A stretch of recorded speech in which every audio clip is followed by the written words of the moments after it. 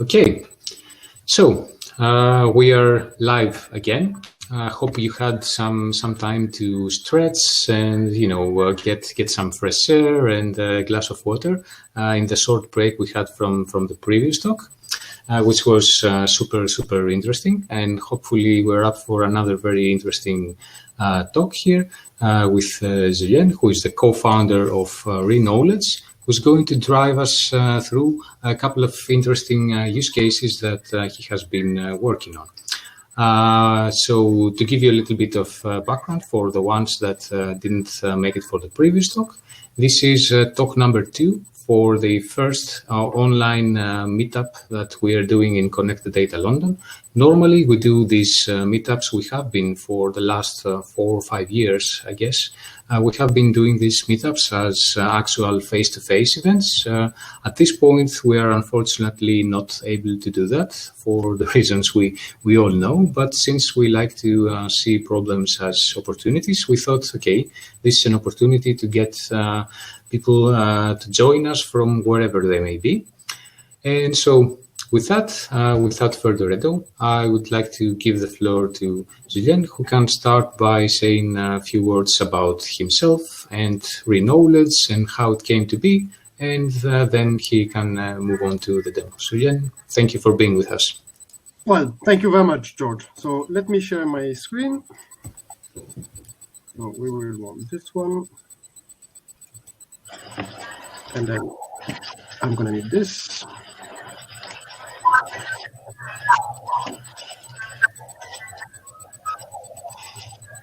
Excellent. Well, thank you very much, George, and thank you everybody for joining us.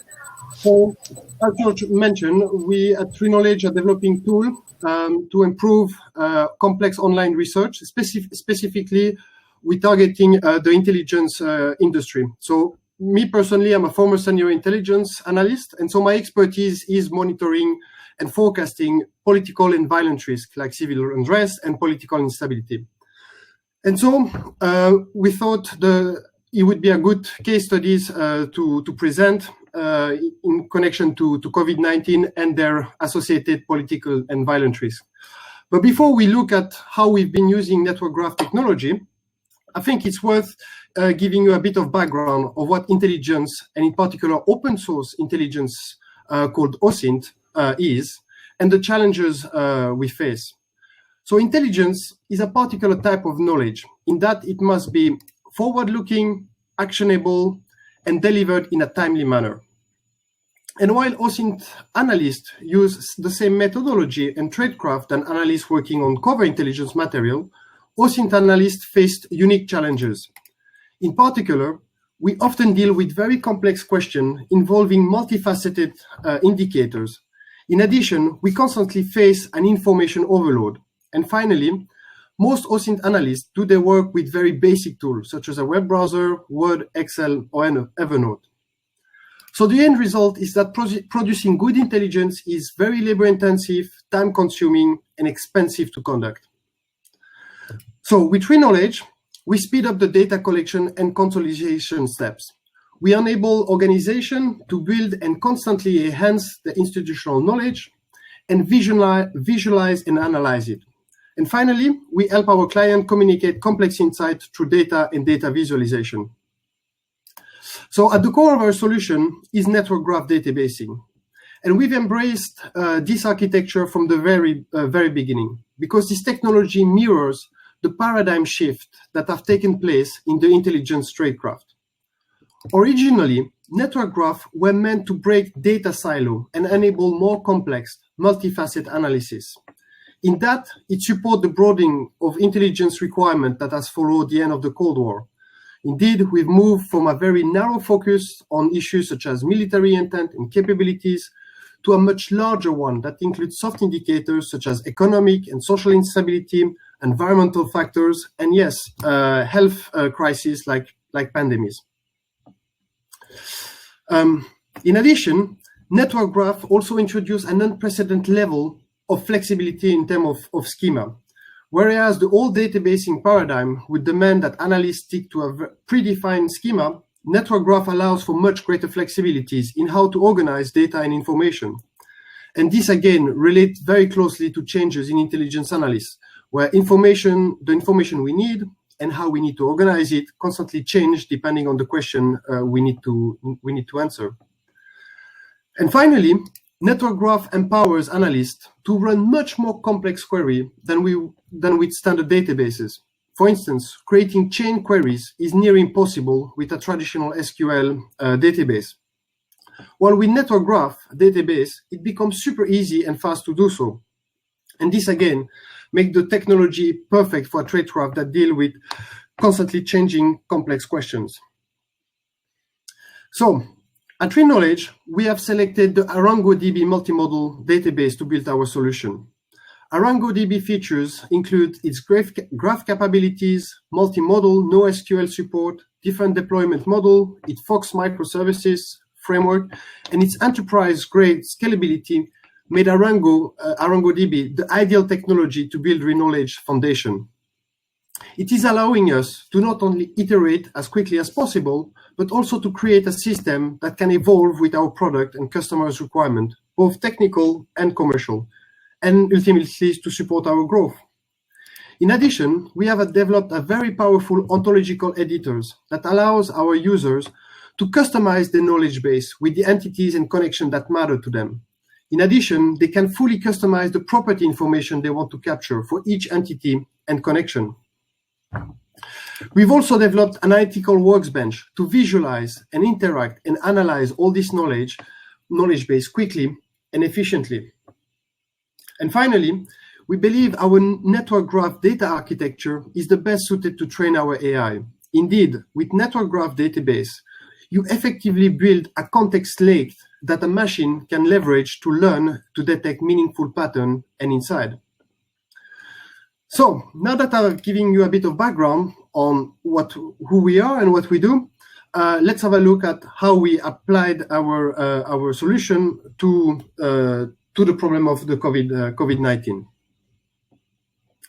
So obviously, this unprecedented health crisis has a lot of political and variance potential. It's also a great example of the challenges an intelligence analyst face when doing its work, namely complex question and information overload. And I'm sure you've all experienced the information overload lately, and you know how painful this can be. So we start this research like any other intelligence research. We identify the issues we want to focus on and the indicators to look for. And then we go out and gather the information needed. So to help with data collection, we have developed a web browser add-on with which analysts can overlay the knowledge on any web page, interact with it, or add to it quickly and efficiently. So here, for instance, we'll add the European Center for Disease Prevention and Control to our knowledge base. And then, here we go. And then we'll create a connection between this entity and the law, and then add the information pertaining to this relationship. So here we can quickly create a relationship. The whole beauty of this is that every time we add data point, the system automatically stored the information about where it came from and provide a full audit trail to our users. And so, like any other intelligence analyst, I've done this for a few hours, going around the web, gathering information about protests, about various indicators. And even though it's still very labor intensive, using the add-on made data collection and consolidation much faster than the traditional method. And on top of this, as I mentioned, we provide the add-on automate the whole audit trail. But ultimately, what we want to do with this is to effectively build a listening device on our add-on so that we can monitor every action made by the analyst, where they found the information, how they connect it to the background knowledge, what sort of property they add. And all of this becomes data set that we can then use to train our artificial intelligence so that then the machine can proactively engage with the researcher while it's doing this research. And ultimately what we want to do is effectively have a system whereby the more information we add, the more autonomous the systems become, to the point where eventually it can start doing most of this data collection and structuration automatically, based on what is learned from the human. So that's the long-term vision. Once we've gathered our information, we can start moving into the analytical workbench and try to find insight that pertains to our problematic. So we'll start by looking at the mitigation measure put in place. I start by mapping all the mitigation measures I've identified. So here I'm calling for all the related policies to these particular indicators, and here are the various policies I've identified. I'm going to organize a little bit my canvas, spreading the policies around, then pin the node so they stop moving. And then I'll use our advanced search query to look for any state or international organization that has been connected to one of those policies. And I will do this in sequence, starting by mid-February. So in mid-February, we can see a few countries have started enacting a few policies. And we can also see that there are different types of connection on our canvas. We have support and we have enacted. And in order to differentiate this, we'll use our custom visualization to change the color for each connection so that we can separate support for specific policies versus enactment of a specific policies. And then we can carry on our research, searching for all the policies that have been implemented by mid-March. So we can start seeing more and more countries joining the crisis. And by mid-April, we start to have a lot of countries and mitigation measures in place. Now, if you look closely, you'll see that at the top, social distancing doesn't have that many connections. And this is because it was quite tricky to assess exactly when that particular policy was implemented.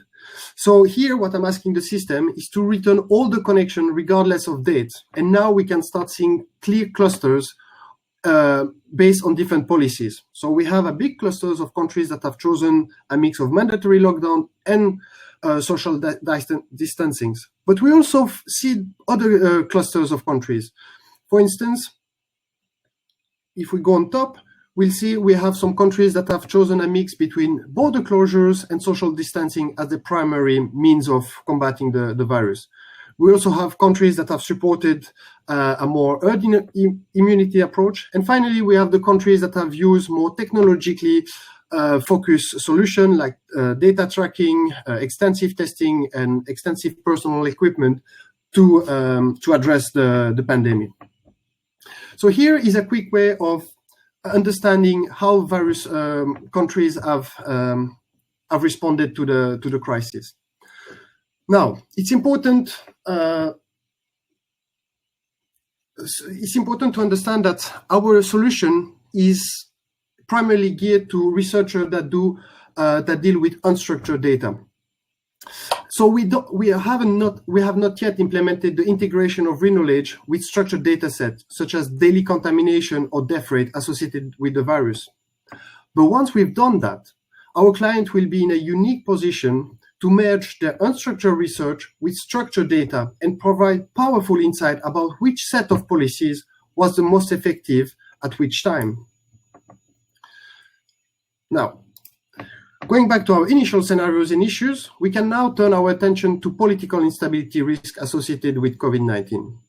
So here are a few indicators of political instability that I've identified. And if we start focusing on global instability, we can see I've added, oops, hold on, sorry. I clicked the wrong button. So let's start again. Yeah. So here you can see different indicators of global instability. One of them is a decision by Trump to stop the financing of the World Health Organization.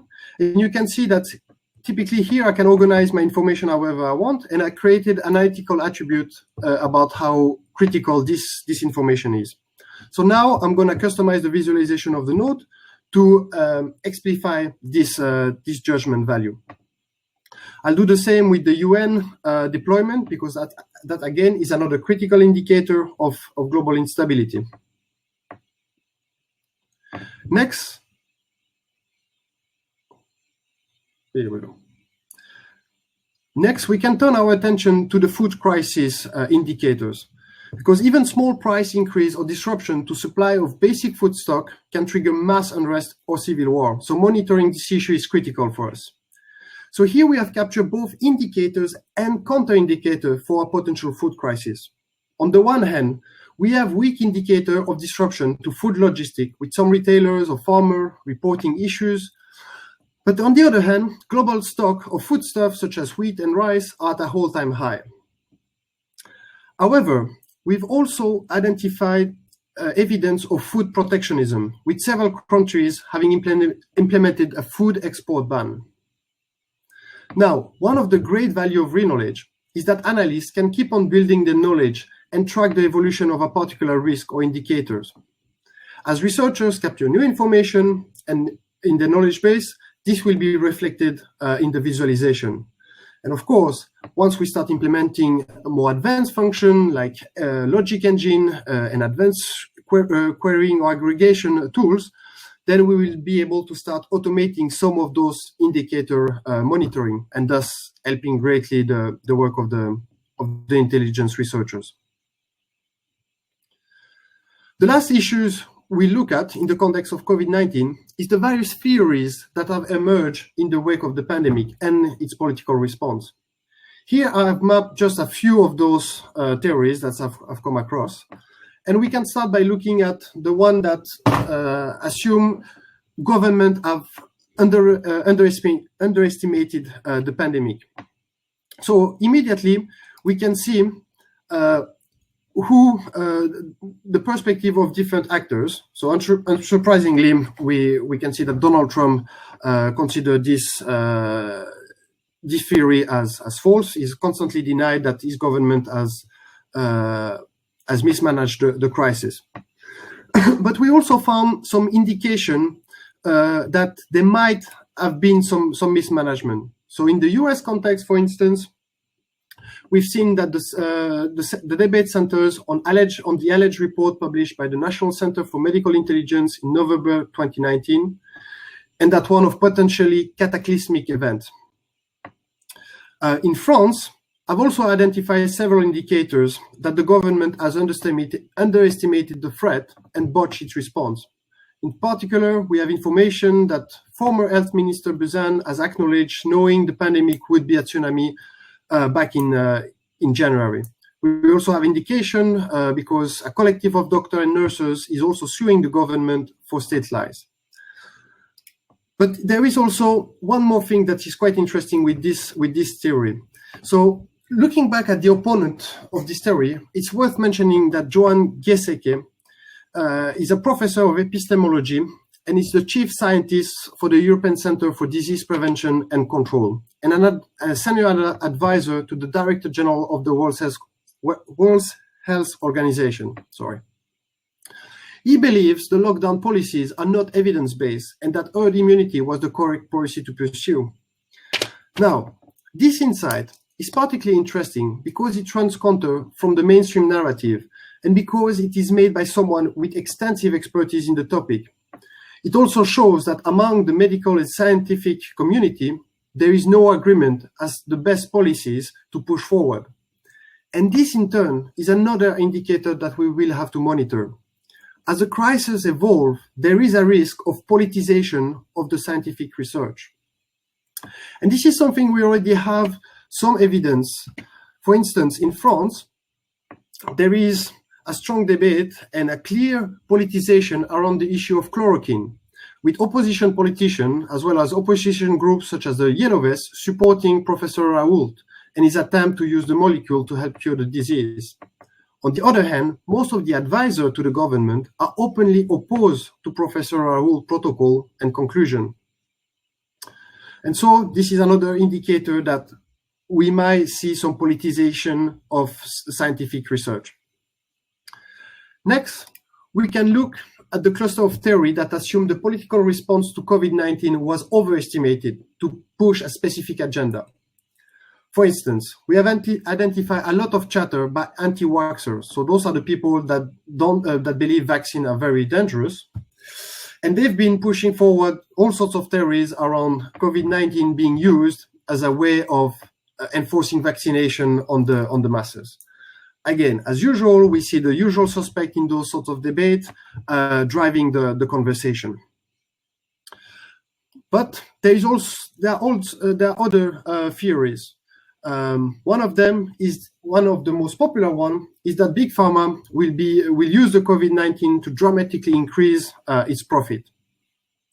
And while it's certainly true that company working on COVID-related treatment will most likely benefit from it, I've identified a couple of indicators of potential profiteering. In particular, here is the US Senate that did not include language to prevent profiteering in the $2 trillion disaster bill. In addition, on the 23rd of March, the FDA granted the medicine remdesivir orphan status, thus allowing Gilead Science to potentially charge whatever they want for their medicine. And this drug could be potentially critical in the treatment of COVID-19. Now, such allegation was all the more plausible that when you start looking at the network of people around Gilead Science, we've seen some direct connection with the Corona Task Force and the US Domestic Policy Council through someone named Joe Grogan, which is a former lobbyist for Gilead Science. Now, this is by no means evidence of wrongdoing or anything. Those are just indicators. As an intelligence analyst, I take this information, and this is just the beginning of the next investigation. If we believe there are grounds for investigation, then we'll keep digging it. At this stage, I haven't found any sign of malpractice or anything. If anything else, we actually capture our counter indicators. Indeed, a few days after the FDA granted Gilead the orphan status, Gilead asked the FDA to rescind this order following pressure by various Democrats, especially Bernie Sanders, that wanted to rescind this policy. And Gilead did indeed ask the FDA to rescind the orphan status. So at the moment, we don't have clear evidence of profiteering, but there is definitely lots of chatter around it. And of course, it's all about keeping it up and identify evidence from fictions and eventually deciding if there is a risk or not. Finally, there is another theory I wanted to mention because it's gaining quite a bit of traction in the UK, and it is the theory that alleged connection between COVID-19 and the rollout of 5G technology. Now, looking at some of the social media chatter around this conspiracy theory, I've identified some of the people pushing it.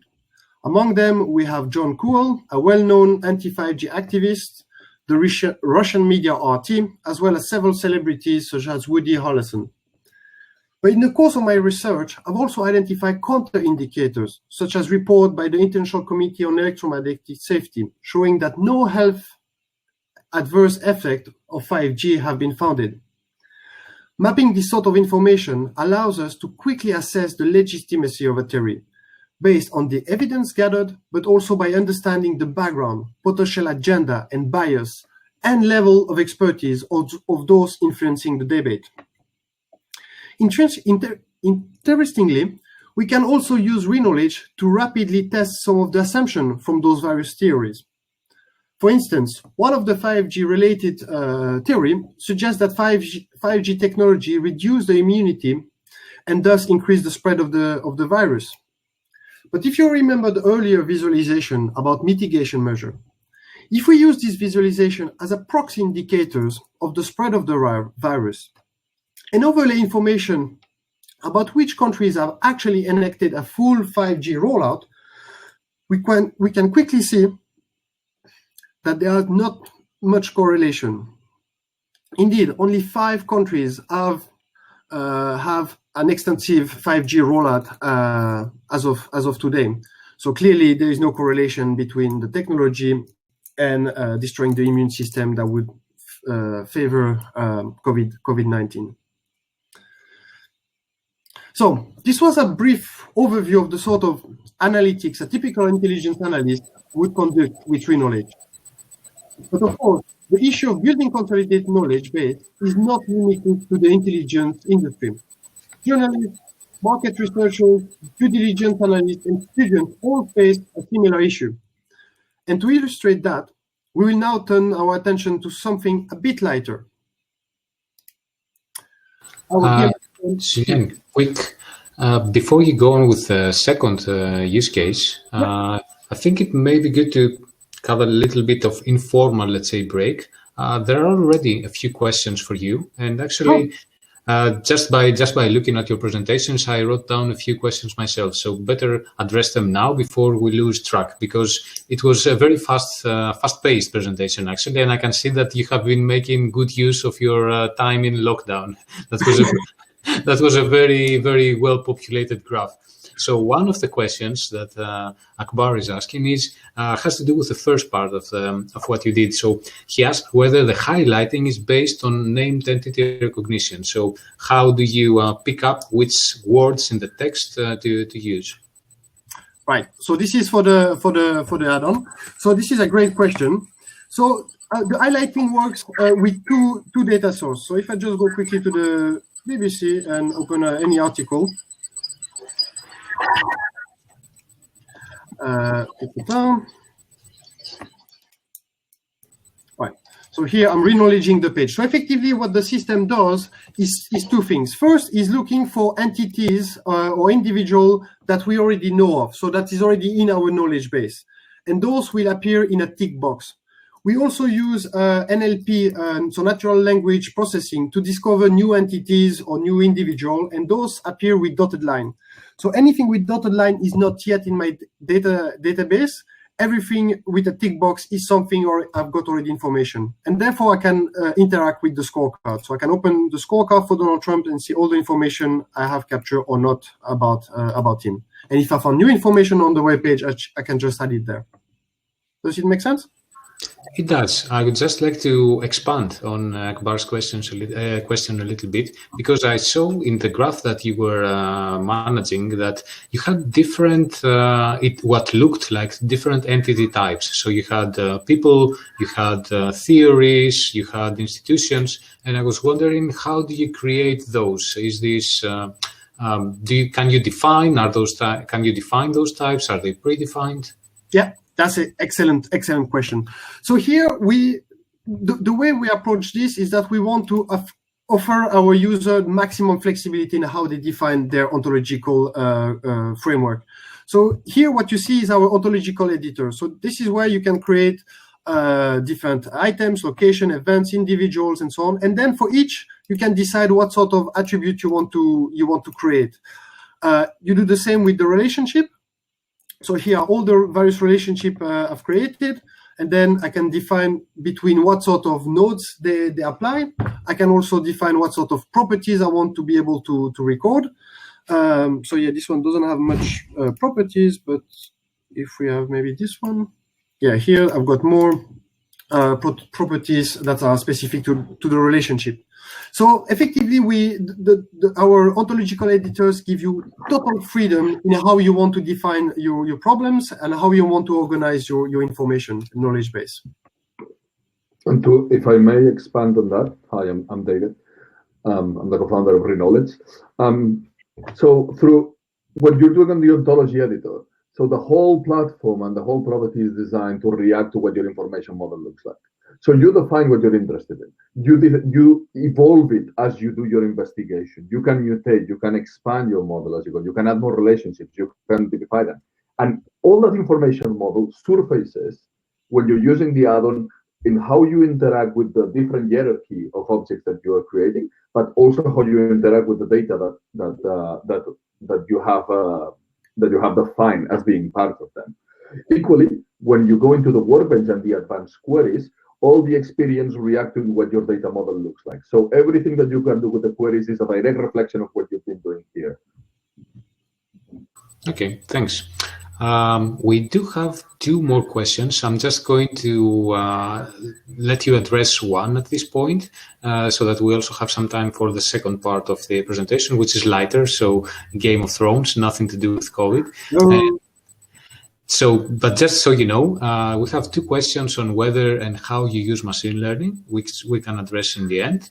And the other question, which we can take now, is whether there is the option to work collaboratively on this graph. So whether you can share with others and how that works. That is a very, very, very good question. So yes, in theory, you can create an environment for collaborative groups. So multiple users can work on the same knowledge base. So typically, that's the sort of offering we do with enterprise client. The first version of the product will be a standalone product that people can download on their machine. So here we're still working out the kinks of how we will be able to enable sharing of information. That's not quite there yet. But if you're an organization and you want multiple people to work on the same knowledge base, then we will install our knowledge base centrally onto your server or a place like this, and then multiple people will be able to collaborate and work on the same knowledge base. And to address a little bit of what Pancham was saying, obviously there is a whole permissioning model behind this in order to what data restrictions can have, because especially in the intelligence community, the nature of the data is very sensitive, and access controls are paramount there. But that depends on the offering that we're looking for with knowledge. So as Julian was saying, we're offering the on-premise single license, the multi-license, the cloud deployment. So we've got a whole gamut of possibilities that we're happy to take offline if anyone wants to know more about it.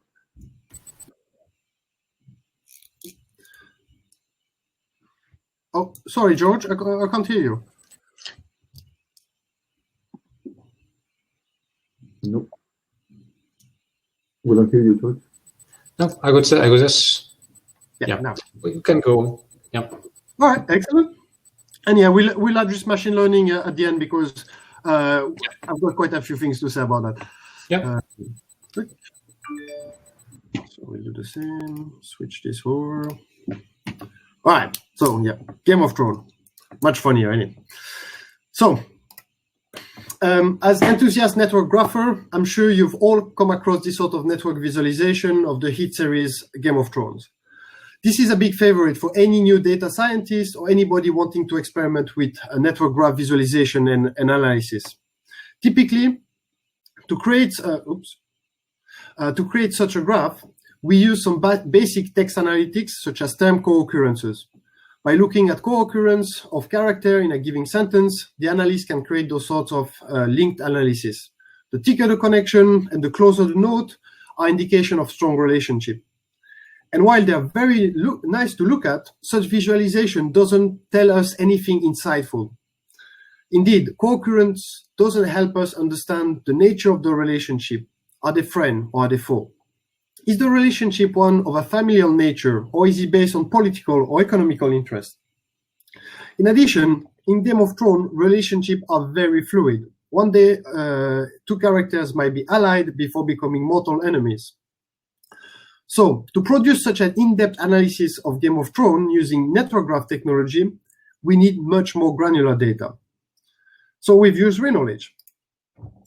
Using reKnowledge, we went about gathering as much information as we could on the various characters, the action during the show. First, we used our ontological editor to define what information we wanted to capture. So in this case, I wanted to capture a few information about the characters, title, origin, species, religions, and so on. And then I went on to Wikipedia and various fan websites to gather the information. And again, all of this at this stage is done manually.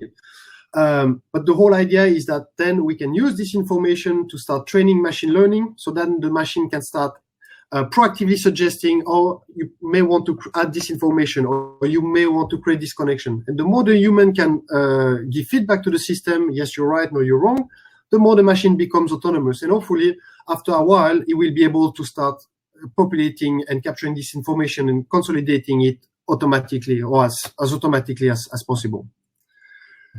And once I've gathered all my data, I can go back to my analytical workbench and start asking analytically meaningful question. So for instance, we could ask, who has Arya Stark killed throughout the show? So we know she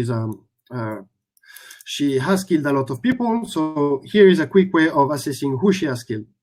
And of course, this information can then be drilled down. So here we can have further information about a specific kill. And in this case, she didn't do the killing herself. She ordered someone else to do it for her. So it's a way of, again, gaining more insight quicker. But really, reKnowledge comes into its own when we can start layering queries one on top of the others. So for instance, we can start by mapping the various family clusters based on familial connection, such as filiation or marriage. This gives us some indication of proximity between those various families. So that's the query I'm gonna run now. Here we are. And if I organize a little bit my graph, spread things around, we can see a few family clusters. We can see also a few connections between families through marriage. But we also have a few familial clusters that are totally unconnected. So next, what we'll do is ask for any analytical connection. And what I mean by analytical connection here is any information about who is allied with, opposed with, and so on. And so that's going to give us some new insight very, very quickly. Now we overlay this query on top of the other, and now we can start seeing we have a better understanding of the interaction between those various family clusters. Of course, what we really want to be able to do is to be able to see how this is evolving over time. Now, in the case of Game of Thrones, it's a bit tricky because it is in a fictional environment and they don't have the calendar, our Gregorian calendar. So I can't really use my date filter for this. So we're using proxy indicators such as the season and episode numbers to see how we can make the graph evolve. But yeah, that's typically how we can use reKnowledge to investigate pretty much any issues you'd be interested, and start visualizing and start finding new insight faster, and also communicate those to your audience. So in short, with reKnowledge, we are democratizing knowledge graph analytics by enabling anybody to define, populate, and analyze their own knowledge graph. And although we are still miles away from the long-term vision for reKnowledge, we believe this first installment of the platform already empowers researchers to effectively embrace the network graph and complex science paradigm. Thank you very much for listening, and yeah, happy to take any question. Thank you very much for both presentations. Actually, they were each interesting in their own way. I would like to. Well, there's of course the question about graph machine learning and whether you use it and in what way, which we can address. But before we get to that, I would like to address something a bit more general, let's say. So I wonder which stage in the development of your product you are at right now. So can people use it as a beta version? Can they sign up to be notified when it's available? Very good question and very apropos indeed. So yes, indeed. Right now we are in a beta stage. So we have about 30 beta testers, but we are looking for more. So if anybody is interested to have a go at reKnowledge, they can contact me, and I'll happily set them up with a beta version.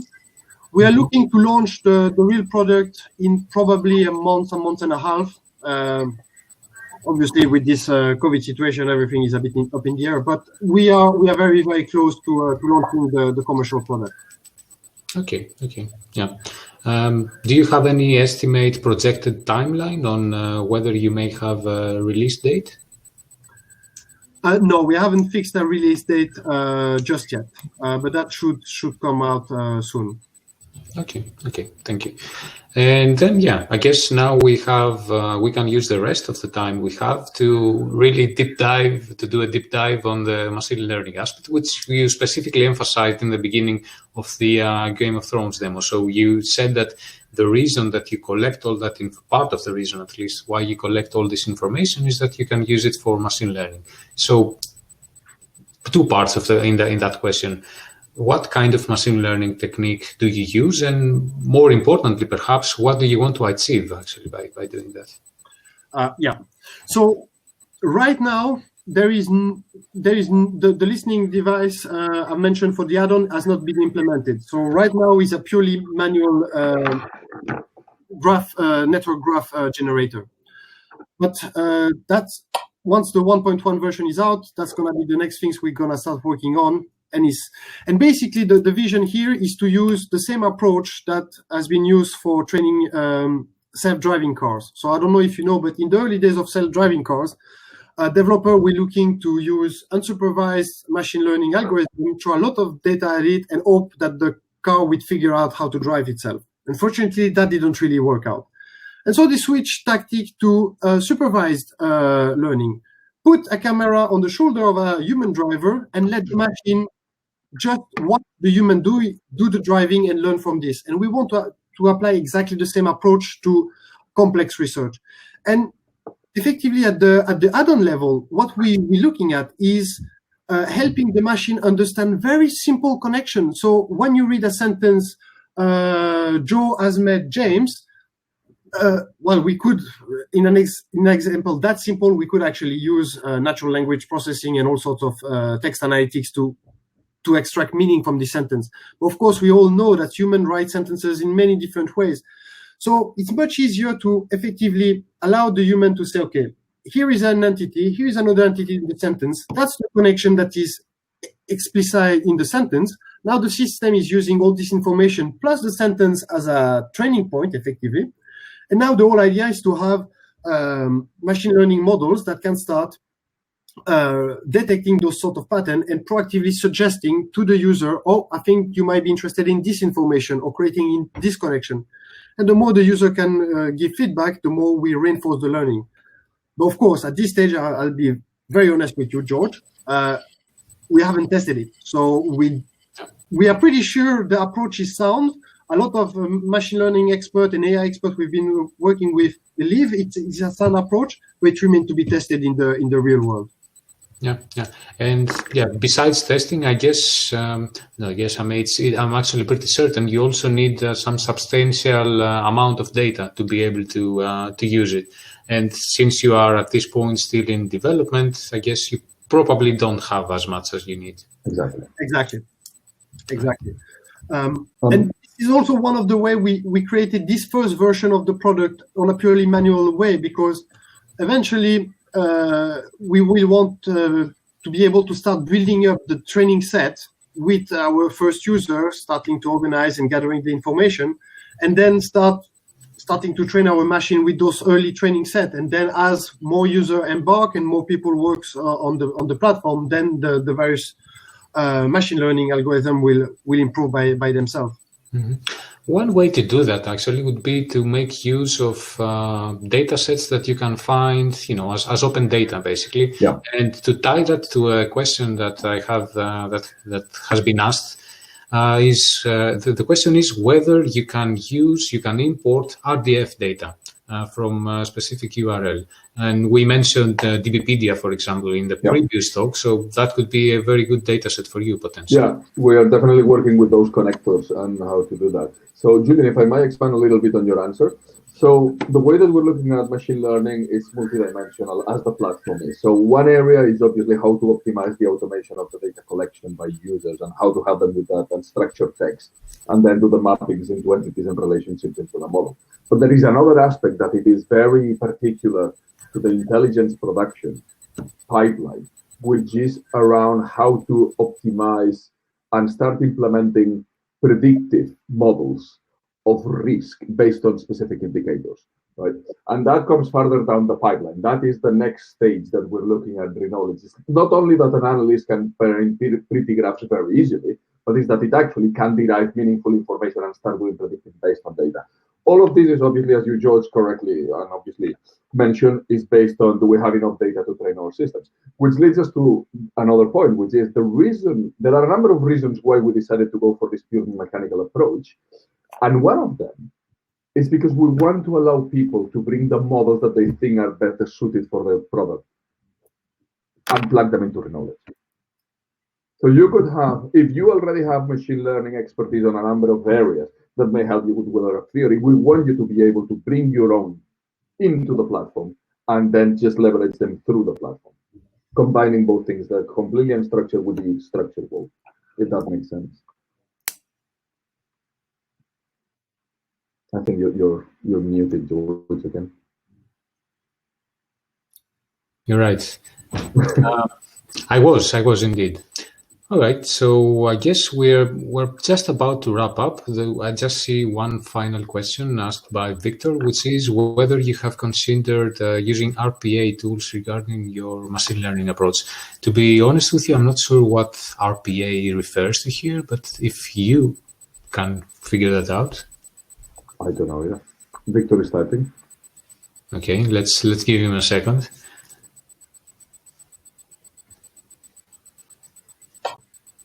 Ah, yes, absolutely. So, yeah, that answer is going to have a number of points. But yeah, the answer in a nutshell is obviously what scrapping technology is and robotic process automation. Yes, thank you for expanding on the acronym.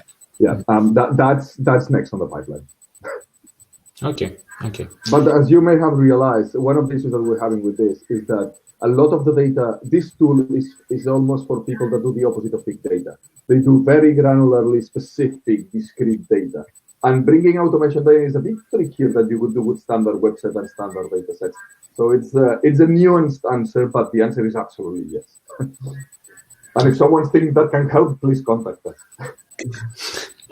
Okay, I guess in a way it also ties to the question we had earlier about collaboration around the tool. So if you have a big number of analysts whose analysis angles may potentially overlap, that may give you some angle to do that. But if you're only talking about an individual, then I guess there's not much room for an approach such as RPA. Mm-hmm. Right. Okay, so I think that wraps things up. Thank you both for being with us, and thanks to everyone for attending. And well, as we like to say during this hopefully interim period of not being able to do face-to-face meetings, well, stay safe and stay connected. Thank you, everyone. Thank you, George. Thank you, and we'll see you again next time. Bye-bye. Excellent.